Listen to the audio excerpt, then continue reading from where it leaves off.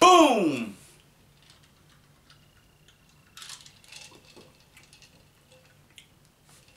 I said it right before the fight. I waited to the very last minute and did the post for Danny Garcia and my boy Robert Guerrero. And I told you, when it comes down to the boxing ring and inside of the boxing game, the antics will no longer carry you into that fight. Ruben Guerrero, before I get started, for you who have never seen this show before, my name is Eric A. Bradley, aka The Real Fight Doctor. And before we get going, I want you to know one thing. There is no other on this level. Now back to the fight. Cheers to Danny Garcia and the Guerrero camp. But what you saw in that fight was, like I said, I've been going back and forth with you guys out here in social media. When it's at this level, it takes more than talent. It takes more than talk. At this level, you need to have the skills to pay the bills. And that's what you saw on display tonight with Danny Swift Garcia. And when they say swift, they really put the nail directly in the hole and hit it on the head. He was utilizing everything that we learn or teach the fighters in the amateur ranks. Learning how to break and roll, spin, hook the hip, use the weight against him, pivot out. He consistently turned Robert Guerrero, where most fighters that are lesser at that skill set level would have been punished against the ropes. He utilized the body weight of Robert Guerrero against him, because Robert Guerrero is a natural 147 pounder now. He's fought 5-6 fights there, and now his weight is settled in. Danny's coming up from 140. But he knew that the Ghost Guerrero had a lot of experience on that level, so he used that against him. That body weight, that strength, that power. Yes, Robert the Ghost Guerrero possesses punch power. He's strong. He's fierce in the ring. He got a granite goatee, and behind that goatee is a granite chin. But I continuously keep you guys ahead of the loop on what's going to happen to these guys as time goes on. See, physiologically, those cables start to come a little bit looser. That wiring starts to unravel a little bit more.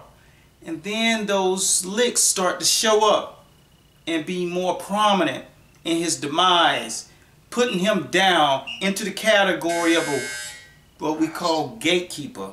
And that's round one.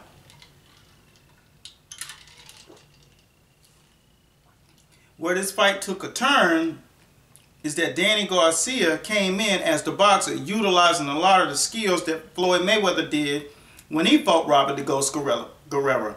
Coming off the ropes, learning how to use the ropes. Whenever you did have your back against the ropes, wait for him to come all the way in, step around, use the left to step around, spin.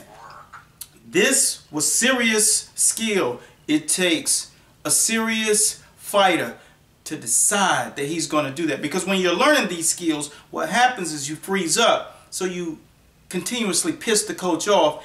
And once you get in that position, it's not as easy as it looks. Or these guys, it takes courage to say, I'm going to make this happen this time. When those bees are coming at your head and you hear the buzzing of those shots flying over your head.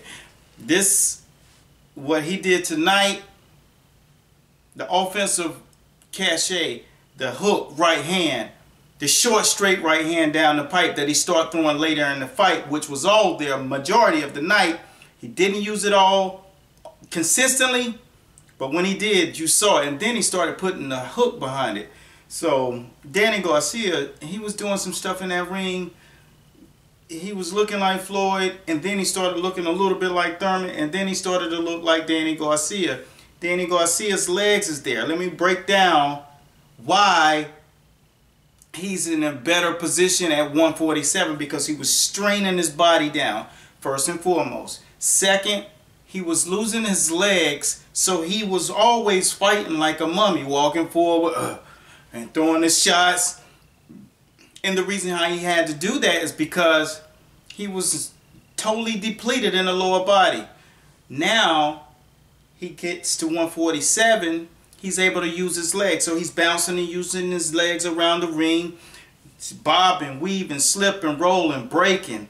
He was doing everything. And the reason why he was able to do that, and I try to educate you guys on a regular basis, is because he's juicing. He's eating clean. And I don't mean juicing the bad juicing. I mean juicing as with the NutriBullet.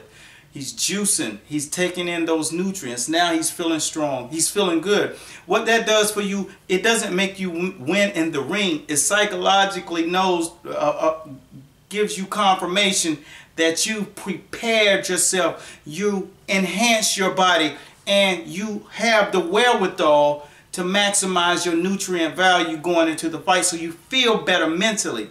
And that psychologically gives you an edge. And you can look at him this week. He just looks fresh. He didn't look drawn up at the weigh-in.